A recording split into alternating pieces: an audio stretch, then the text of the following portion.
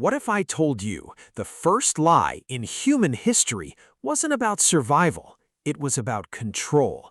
Long before language became complex, before civilization, before history, one human looked at another and said something that wasn't true.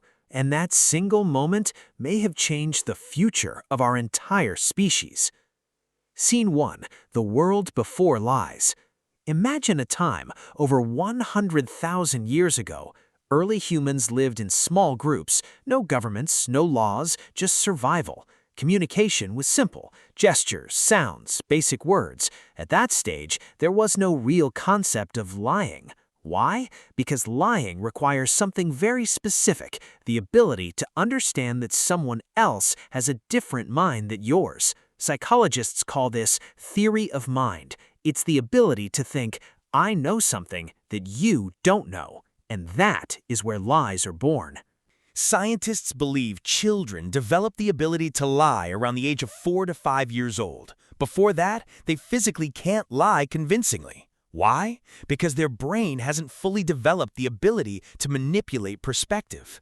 Now imagine early humans reaching that same cognitive milestone for the first time in evolution.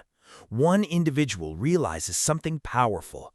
I can say something and make someone else believe it, even if it's false. That's not just communication anymore. That's psychological manipulation. Picture this. A small tribe. Food is scarce. 2 hunters return, but only one has found meat. The other found nothing. But instead of admitting failure, he points in the opposite direction and says, "There's more food over there." The tribe moves, they leave, and he stays behind with the food. That moment could be the first intentional lie, not for survival directly, but for personal advantage. Lying is not a glitch in the human brain, it's a feature. Modern neuroscience shows that lying activates areas like the prefrontal cortex, the part responsible for decision-making and planning. In fact, lying is mentally harder than telling the truth. You have to suppress reality, create an alternative version, predict how others will react, and maintain consistency. This cognitive effort suggests something important. Lying evolved because it was useful. Studies in evolutionary psychology suggest that deception helped humans gain social advantage, protect themselves, compete within groups. In simple terms, the better you could lie, the more likely you were to survive. But here's the twist. As lying evolved, so did the ability to detect lies. This created an invisible arms race, better liars versus better lie detectors.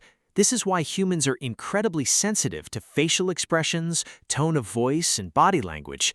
Your brain is constantly asking, is this person telling the truth, even when you don't realize it? The same intelligence that helped us build tools, create language, form societies, also gave us the power to deceive. And the more complex society became, the more advanced lies became. From small survival lies to manipulation to politics to entire systems built on belief. The truth about lies. So what was the first lie ever told?